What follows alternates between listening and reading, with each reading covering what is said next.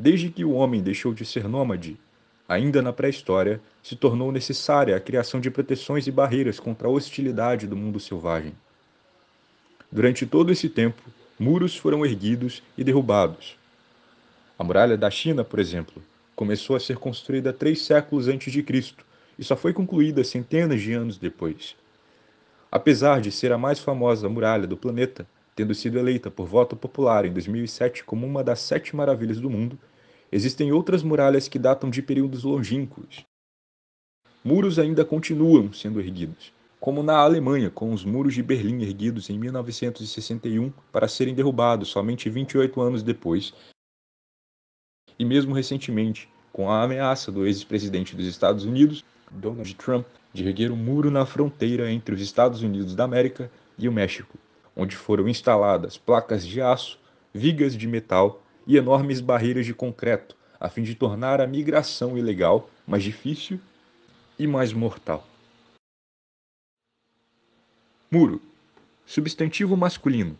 Obra de alvenaria, adobe, taipa, tijolo, destinada a cercar um recinto, a proteger um povoado ou cidade, ou separar um lugar de outro e delimitar um espaço. Não é somente aquele concreto que está ali que realmente nos limita ou que nos separa, né? Mas tem outros tipos também de muro que a gente tem que superar, tem que derrubar para poder ultrapassar e ver realmente que há um horizonte além desses muros, né? O muro imaterial realmente é isso, são os muros que a gente vai criando.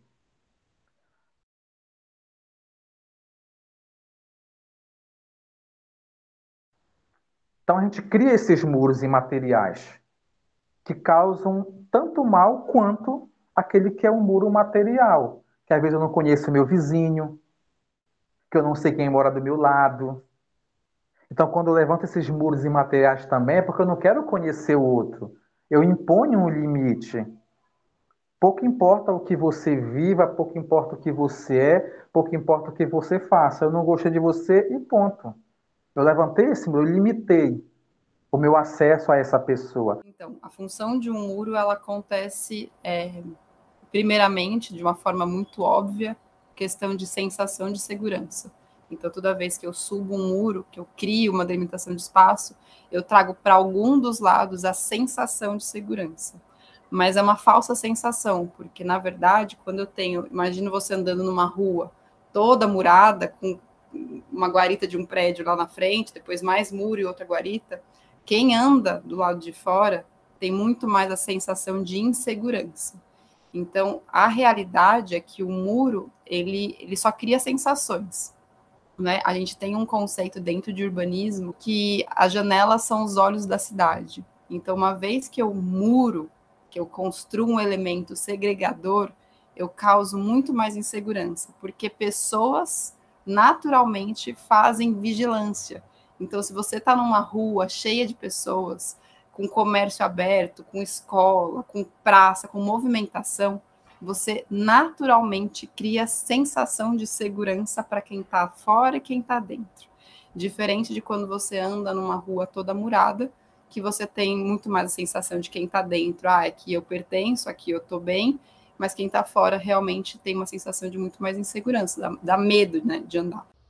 Assim que eu me mudei para cá, a primeira vez que eu saí passear com o meu cachorro foi muito diferente do que da minha outra casa, né? Eu morava numa rua normal e às vezes a gente queria ir passear com o Pingo à noite, tipo 8 horas, 9 horas da noite, e você não conseguia, você tinha medo de achar perigoso.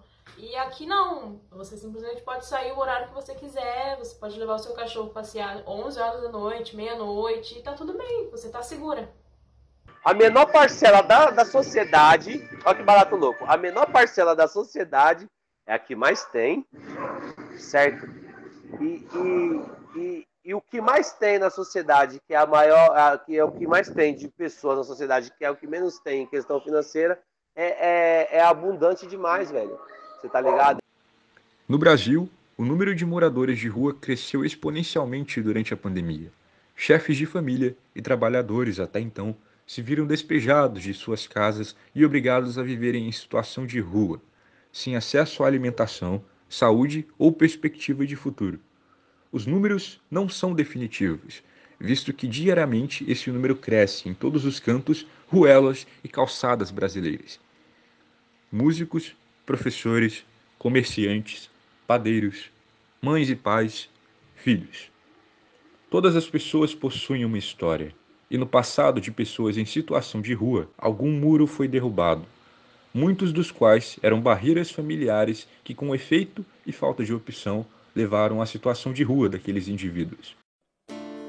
Não pense que agora o mundo vai acabar.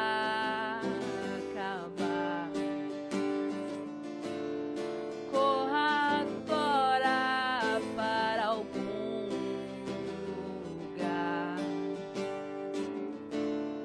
Pense naquilo que você sempre quis.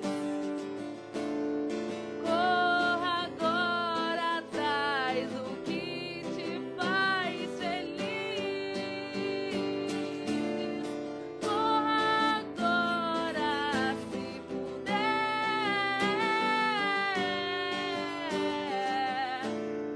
Corra agora se você quiser.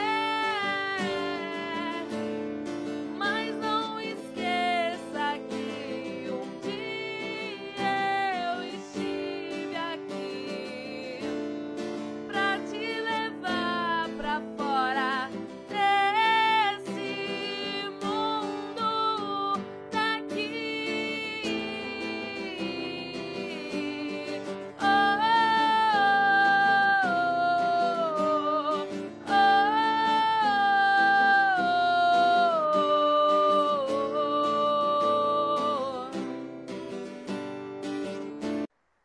Oh, Outro dia saiu um dado sobre qual que é a população de rua em BH. A população de rua em BH está em torno de 5 a 6 mil pessoas. É o mesmo tamanho da minha cidade. É o número de pessoas que vivem aqui na minha cidade, todo é o número de pessoas que estão vivendo em condição de rua em BH.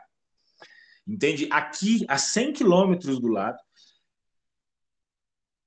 a angústia que bate é que eu não sei se você sabe também o tanto de imóveis que existem no Brasil que estão abandonados. É surreal o número de imóveis abandonados em todo o Brasil. E a Constituição ela é muito clara. Um imóvel ele tem que ter o quê? Função social. Se ele não tem função social, nossa. E eu já fiz uma vivência de muro, morando nas ruas também, né, desse nosso Brasil, né? E graças a um psicólogo que um dia foi levar alimento na rua, aqui em São Paulo, debaixo do viaduto do Chá, e despertou em mim também esse desejo, né?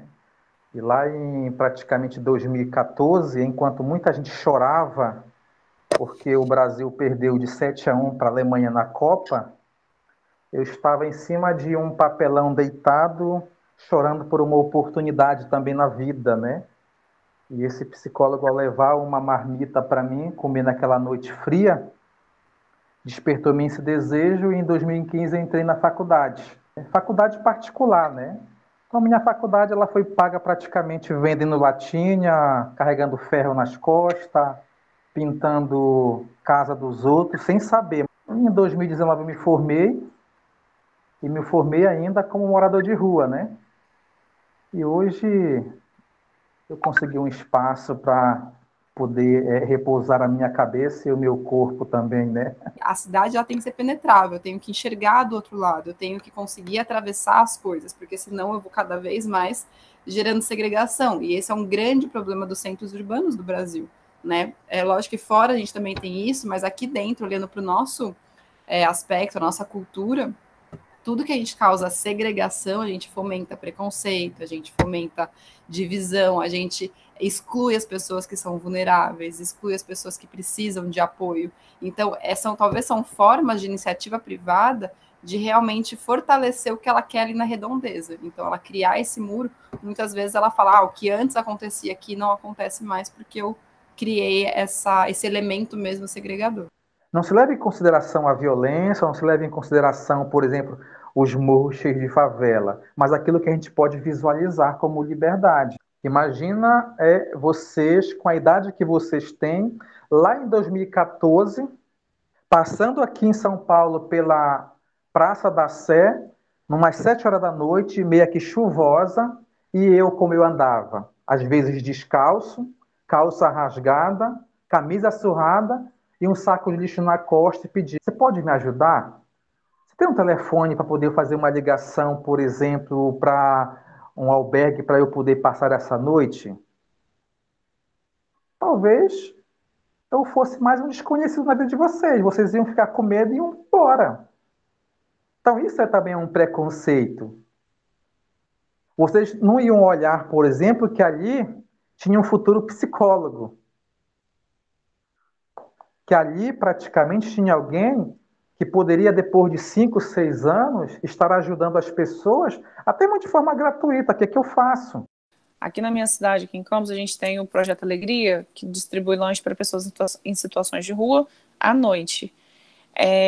E muitas das vezes essas pessoas são invisíveis. Quando a gente aborda qualquer um deles e pergunta: qual o seu nome? Boa noite, qual o seu nome? E a gente trata aquela pessoa pelo nome. Na hora de oferecer o alimento, muitos ficam felizes por chamarmos eles pelo nome, porque eles são invisíveis, as pessoas não nos enxergam. Quando você dá um nome para aquela pessoa, você chama aquela pessoa pelo que ela se reconhece, você está validando ela, você está devolvendo dignidade, senso humano.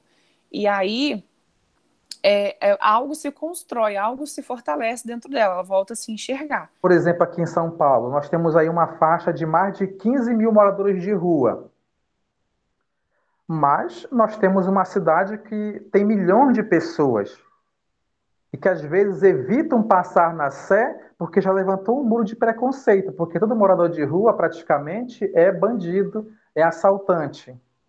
Para você entender como que a gente tem esse olhar seletivo, trabalhado desde sempre, mesmo quando é provocado, ele tende a se perder por ser tão banalizado. Eu cresci recebendo material na escola, os livros que eu estudava, sempre vinham de editoras, provavelmente editoras paulistas, porque sempre falavam de algumas coisas de São Paulo, traziam material da TV Cultura. E eu lembro muito de um livro de geografia que mostrava os prédios do Morumbi com aquelas varandas luxuosas viradas para a favela de Paraisópolis. Quadras de tênis do lado de favelas. Então, quando a gente é criança, a gente estuda sobre essa diferença social, a gente estuda em geografia, matéria de escola, e a gente cresce, isso vai se tornando tão normal, tão normal, tão normal, que a gente para de ter esse olhar seletivo. O que deveria nos incomodar faz parte do desenvolvimento de uma cidade. O que deveria nos deixar revoltados, talvez, nos deixam apáticos. Isso faz parte, infelizmente, dessa construção social, onde a gente está sempre junto e, ao mesmo tempo, sozinho. Eu tive essa sensação no metrô de São Paulo. Eu tive o azar de errar a hora do retorno para casa. Eu e minha colega, a gente foi andar sozinho para São Paulo e a gente pegou o metrô voltando da Paulista para o centro no horário de rush. A gente ficou maluca dentro daquela lata e imprensada, e era incrível como estava todo mundo ali, ninguém falava um A com ninguém. A gente entra praticamente num muro de um ônibus lotado, de um trem lotado, e sai dali para onde? Para chegar praticamente também em outro muro, que é a nossa casa. A nossa casa, ela é cheia de muro, o nosso quarto é murado, a gente vai tomar banho, é murado, a gente vai para a cozinha, é murado. Muitos aqui em São Paulo moram em condomínios que é todo murado. Muitos vão praticamente, e é uma expressão que não se usa muito, favela, mas a gente usa praticamente aqui, comunidade, mas também toda murada. Muitas pessoas, com acesso a seus próprios muros particulares, acumulam lixo em pontos das cidades. Sem consciência do prejuízo e do impacto que causam, aquele lixo gera consequências inimagináveis aos olhos dessensibilizados do homem contemporâneo. Tem engajamento nas comunidades, tá ligado? Quando virou esse partido de direita maluco, o bagulho ficou meio louco. Foi cortado vários recursos e foi dado, tipo, tipo bônus para a parada continuar acontecendo, tá ligado? Mas cortou a informação que estava em ascensão, que estava crescendo, entende? Então isso é muito foda. Isso complica muito a cabeça da comunidade, porque a comunidade fica, como se dizer assim, ela fica exposta, né? Sem informação, ela fica vulnerável. Então, às vezes, é que nem a questão da criminalidade. A criminalidade nas regiões periféricas aqui de São Paulo é uma coisa que é causada, né? É causada porque o ser humano sem infraestrutura, doente, sem saneamento básico, ele procura o quê? Ele vai procurar alguma coisa fácil, ele não tem informação para correr atrás e tal. O seu corpo está na zona de conforto, né? Está querendo economizar energia, então ele não quer pensar, ele não quer pôr em prática as suas ideias, entende? E assim, fica cômodo para a comunidade esse tipo de coisa e eles viram essa massa de manobra. A gente, como artista de rua aí, que se depara dia a dia com vários muros aqui em São Paulo, então a gente num trabalho que nós fizemos na Rua Sister, tivemos alguns relatos dos moradores conversando com eles no dia a dia, né, que a gente passou 30 dias lá conversando com os moradores, entendendo por que o lixo eles jogavam e tal. Lixo pra cacete ao longo do muro. Vinha gente de outras ruas jogar lixo ali. E essa rua tinha ônibus, passava ônibus, e tinha também... ficou perigosa. Teve estupros lá, ataque às meninas, porque vinham da escola à noite.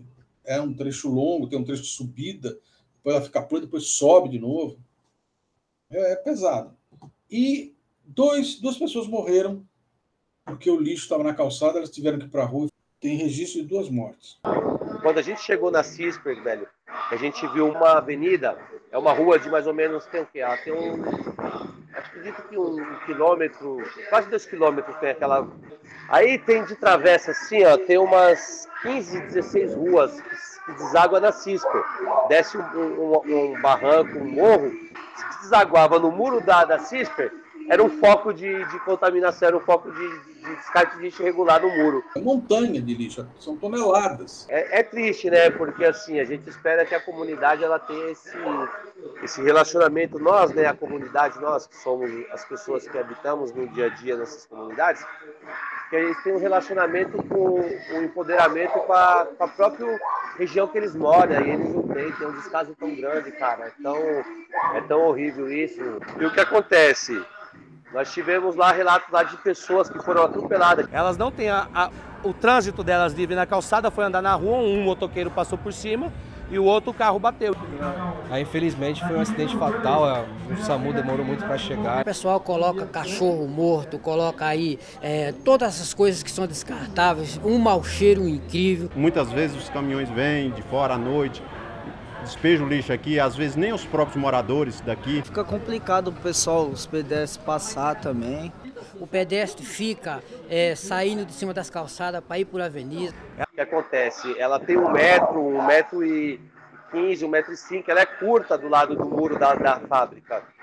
E o pessoal enche de lixo, cara, a calçada, e fica horrível. O que acontece?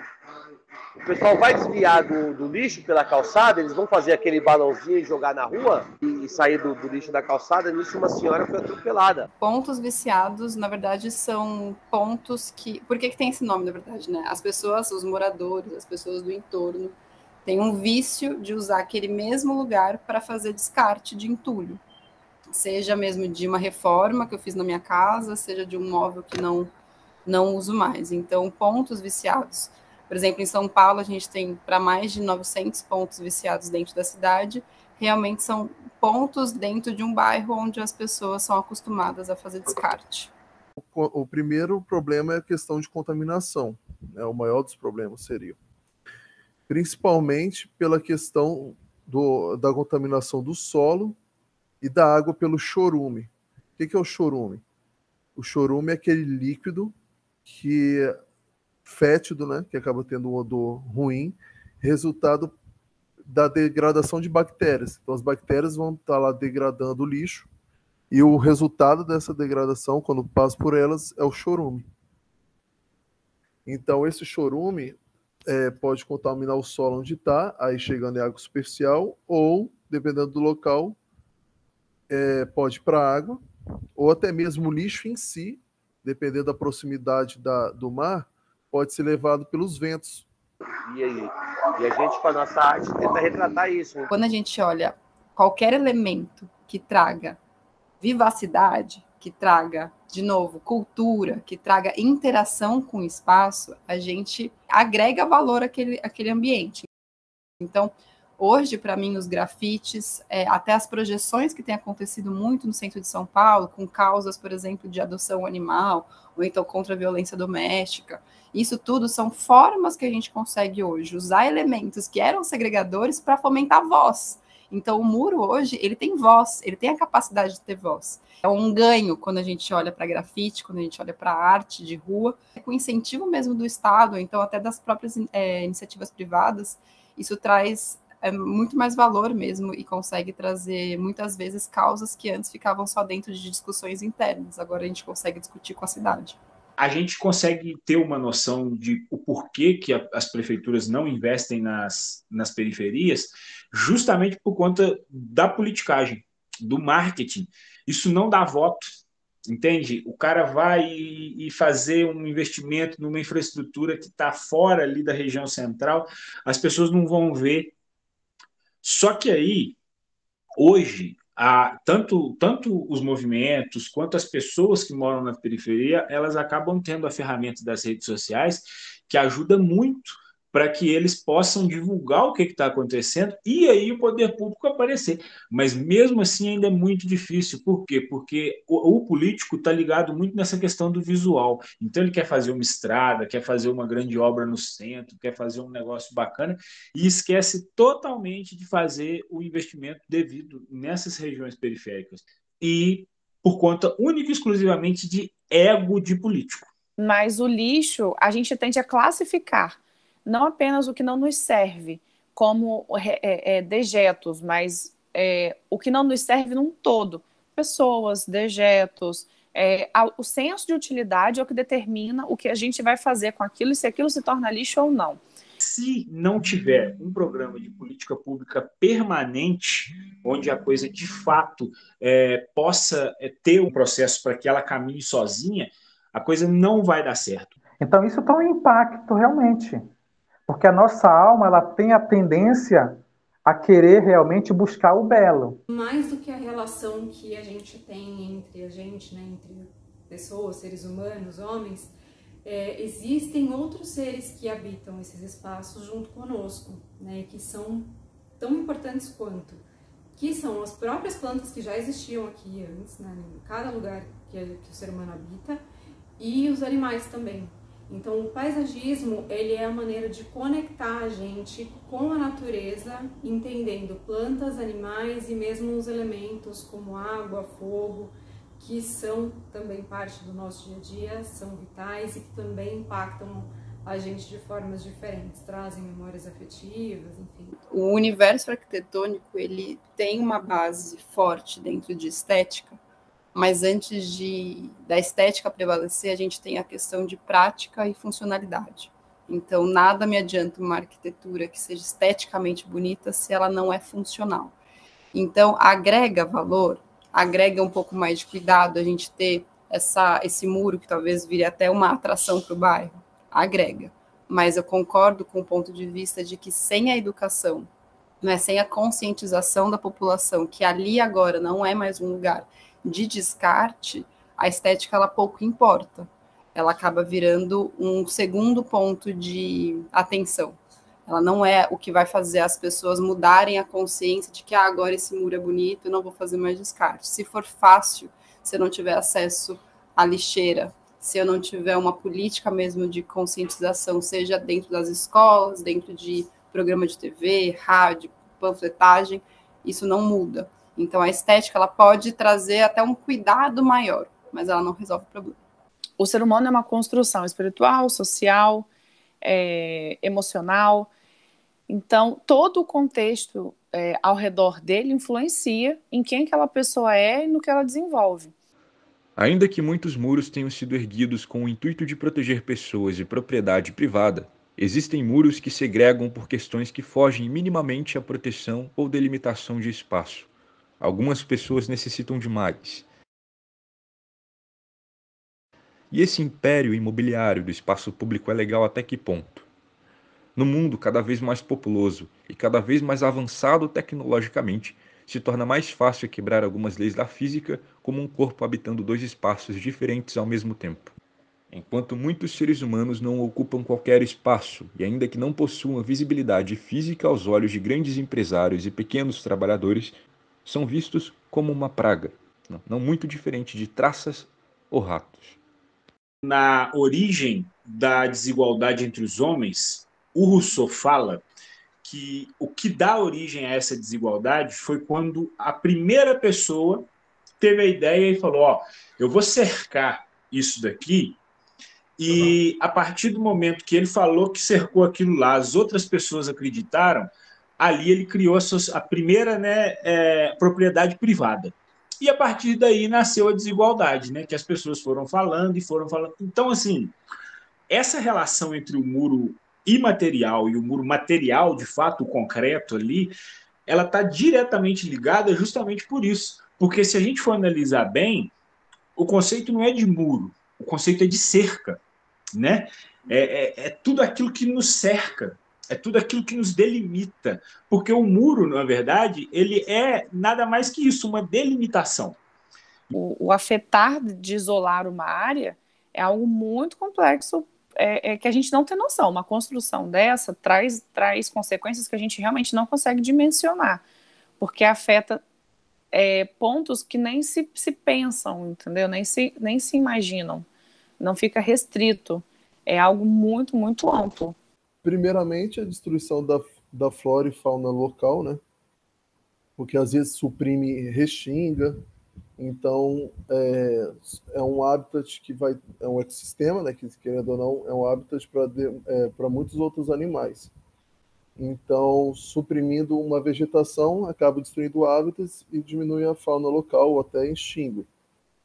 A diminuição da permeabilidade do solo também, por mais que a plantas, né, a vegetação, ela faz com que o solo se torne mais permeável.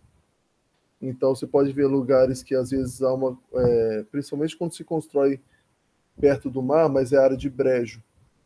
Então, acaba que inunda o local, porque não tem para onde ter a permeabilidade do solo, então não tem para onde a água percolar, que a gente fala, né? Que é em direção para o lençol freático.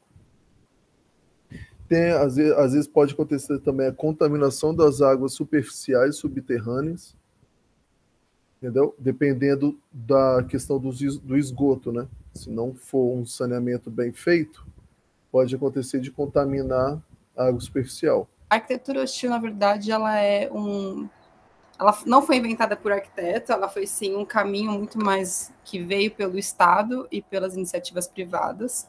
É uma forma de design, de elementos de design, para deixar claro naquele ambiente quem é pertencente ali. Então, você vê isso acontecendo muito, normalmente, né, em centros, né, então, no centro da cidade de São Paulo, você vê isso com muita frequência, são o uso de elementos metálicos, pontiagudo, ou então de lança, ou então o mobiliário dessas áreas são mobiliários que geram desconforto. Então, são tipos de elementos que deixam claro ali quem eu quero que pertença àquele espaço ou não. Então, quando a gente pensa associar isso ao ponto viciado, não é necessariamente um elemento que foi construído pelo Estado e pela iniciativa privada para fazer essa separação. É muito mais a forma com que a população usa o espaço. Então, o muro ele é um elemento nesse caráter, né, de trazer uma segurança e de uma delimitação de espaço. Quando você cita as guaritas de Guarapari, ela pode ser um elemento hostil, de arquitetura hostil? Acho que ela pode até ser, quando a gente pensa em segregação. Na arquitetura hostil, ela tem esse caráter, ela quer falar quem pertence aqui e quem não pertence, através de elementos.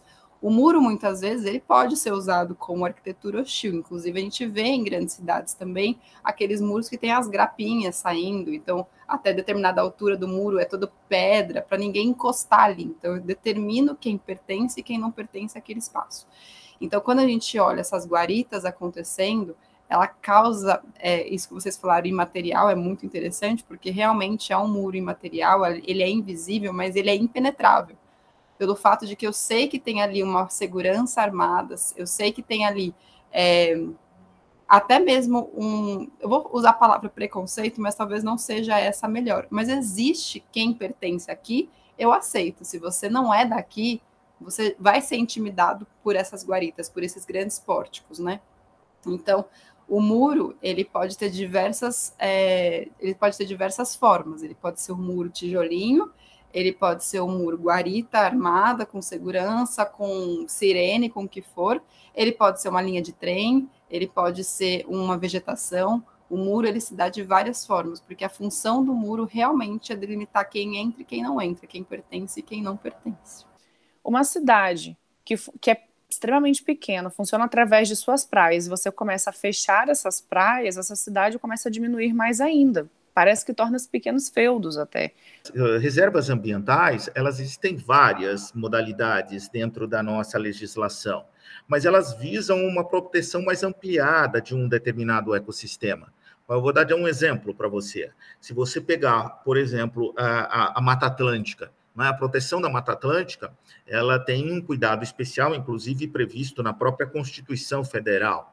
Se você pegar a região da Amazônia, que é a região do Cerrado, então varia de ecossistemas, e também você pode ter ambientes marinhos que têm uma proteção toda especial. Se você vai à Jureia, por exemplo. E o que se visa, geralmente? Garantir a reprodução das espécies, a mantença daquele ecossistema, que é um ecossistema, na grande maioria das vezes, ou principalmente, extremamente rico em biodiversidade e que precisa ser garantido para gerações presentes e também para gerações futuras. É essa mentalidade que se tem quando se estabelece uma hipótese de uma determinada reserva ambiental. E Guarapari, até então, segundo os estudos, tem a maior biodiversidade aqui do Brasil, quiçá do mundo.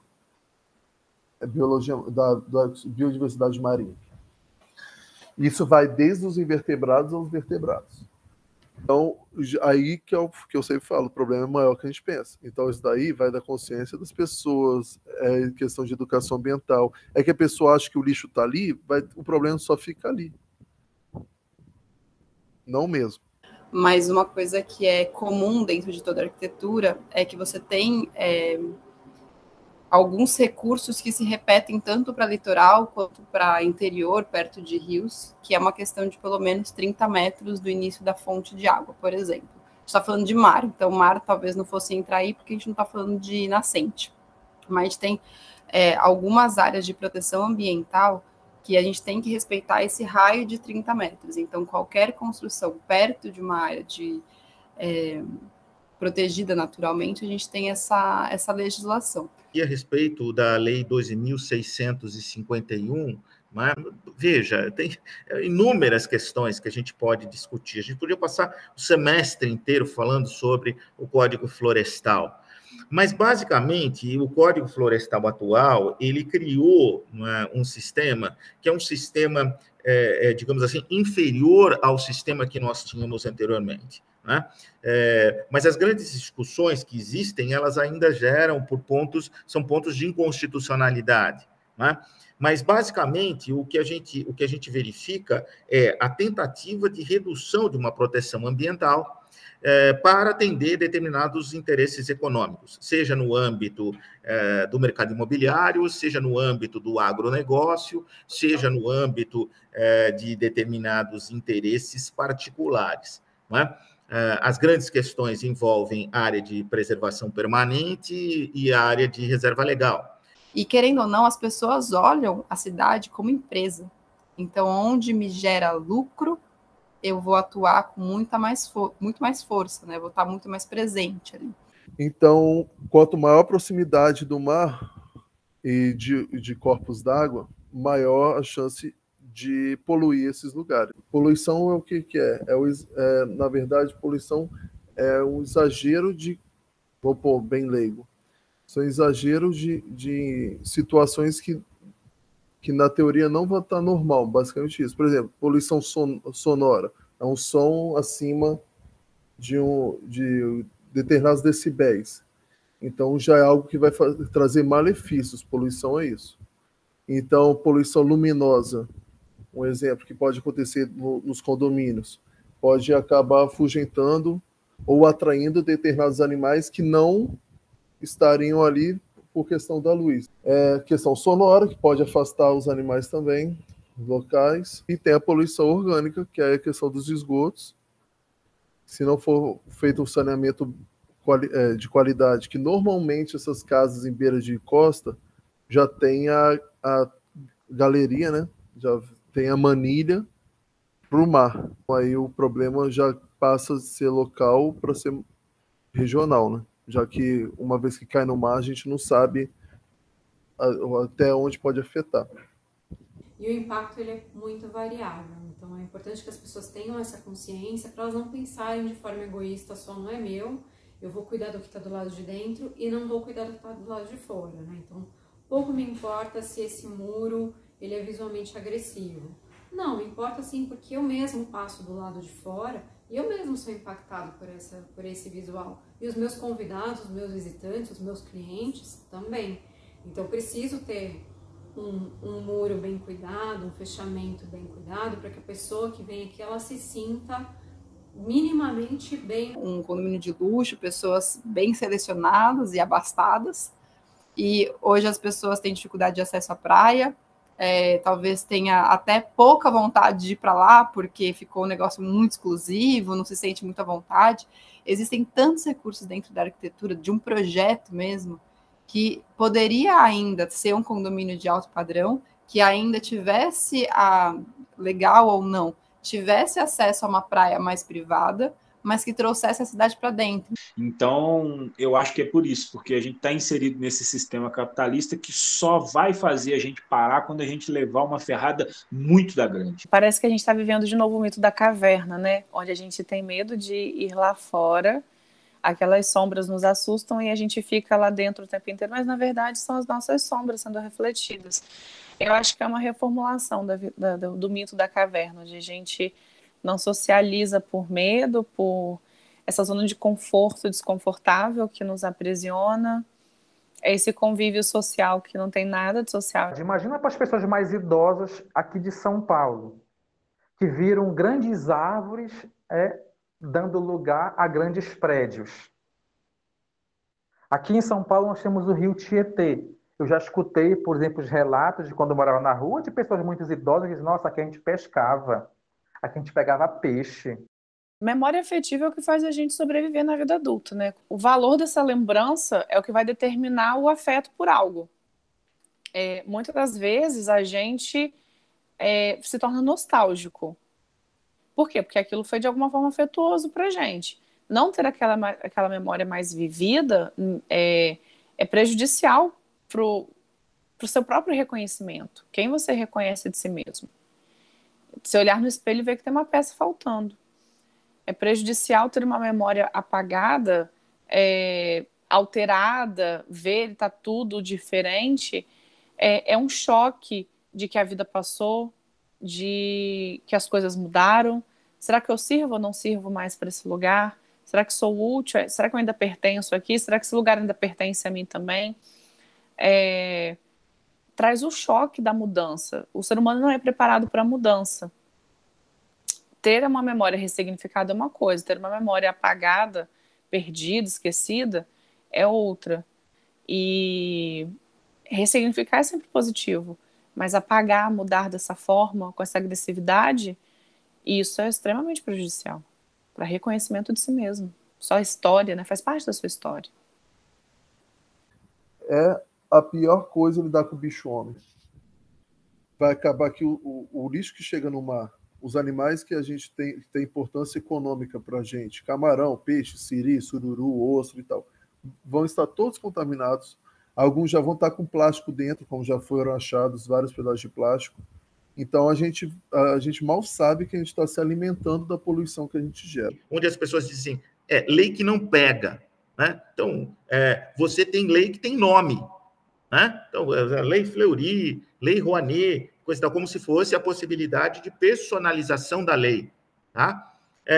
E você tem lei que vem desde a época do Império, né? Lei para inglês ver, né? Então, essas coisas são muito próprias da nossa cultura, né? Parece que no Brasil as pessoas não entendem que quando há uma lei, ela tem aplicabilidade a todos, indistintamente. A própria presença do ser humano já, assim, já pode ocasionar algum impacto na permanência de animais. O que isso pode causar? Maior gasto energético das aves, porque elas vão estar voando mais. Questão de ninho. Vai ser um novo lugar para pôr ninho e pode acontecer alguns problemas. Questão de predador. Talvez na ilha ali não teria, na outra possa ter. A gente não sabe, não tem estudo para isso. Então, a gente sempre faz levantamento de hipóteses, mas só são corroboradas com estudos. Casa, quais os impactos que vêm? Vai aumentar o número de população, número de lixo, número de esgoto. Já é ruim quando você não tem nenhuma memória, né? Quando você só chega e está num espaço fechado, seja uma sala que nem tem janela, né? Às vezes tem espaços de trabalho que não tem janela.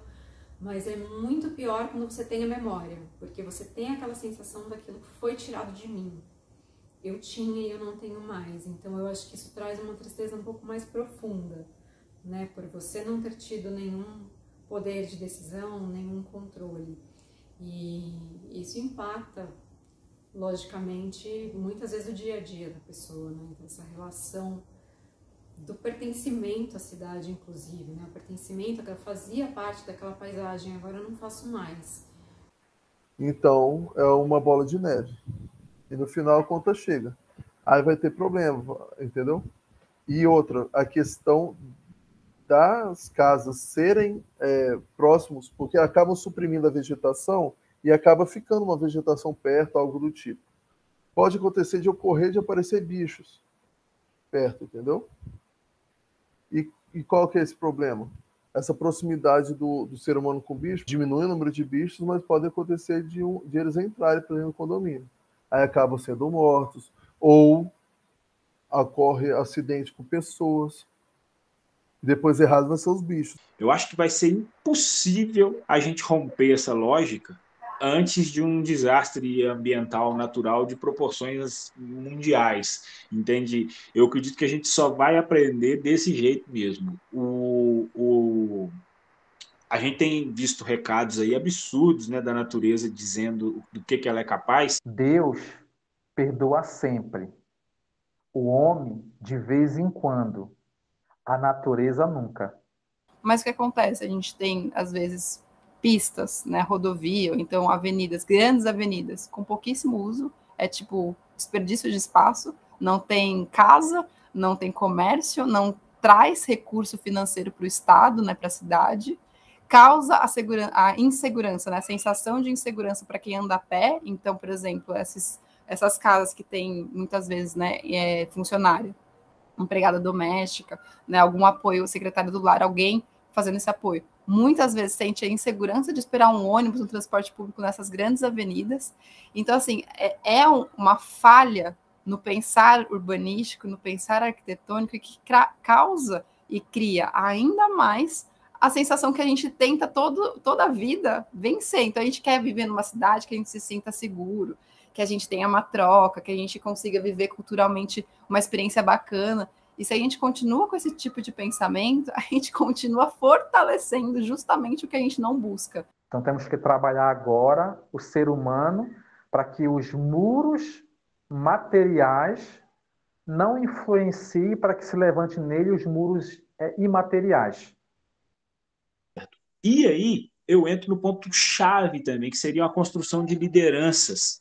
É necessário, a gente está passando por uma crise de liderança que é surreal, não tem aquela pessoa que mata no peito e fala, ó, eu vou fazer, a gente vai fazer assim, vai fazer assado. As pessoas estão tímidas, as pessoas estão vivendo atrás apenas da rede social, daquilo que é conveniente, é baixo ali, e aí deixa-se de pôr a cara a tapa, fazer acontecer, e aí exemplos que eram tão bonitos passam a dar errado, porque não tem poder público, mas também não tem quem cobra. E se não tem quem cobra, o político se sente feliz para simplesmente largar aquilo de lado e virar só um exemplo da história. O que é muito triste, né? Porque as coisas bonitas precisavam estar ali sempre acontecendo. Você com essa mania de desacelerar, tudo vai passar, só ir devagar. Com essa mania de jeitinho brasileiro, se prendeu no espelho, olhando a si só. Não tente me mostrar moral nem lição, você tá na minha contramão. Já mudei de quebra-cabeça, você não é mais peça, sai da minha reta, eu tenho pressa. Sai da minha reta, eu tenho pressa. Sai da minha reta, eu tenho pressa. Sai da minha reta, eu tenho pressa. Sai da minha reta, eu tenho pressa.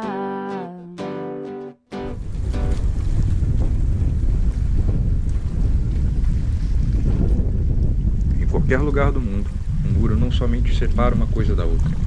Um muro sequer precisa ser levantado para que ocorra alguma segregação ou separação, seja de uma pessoa para com outra ou de um território para com outro. No Piauí, por exemplo, o que delimita o território de um estado é um rio. Numa casa, o que delimita o território de um cômodo são paredes e portas. E, em alguns casos, a própria relação familiar. Muros podem ser invisíveis, mas tão rígidos quanto o próprio concreto.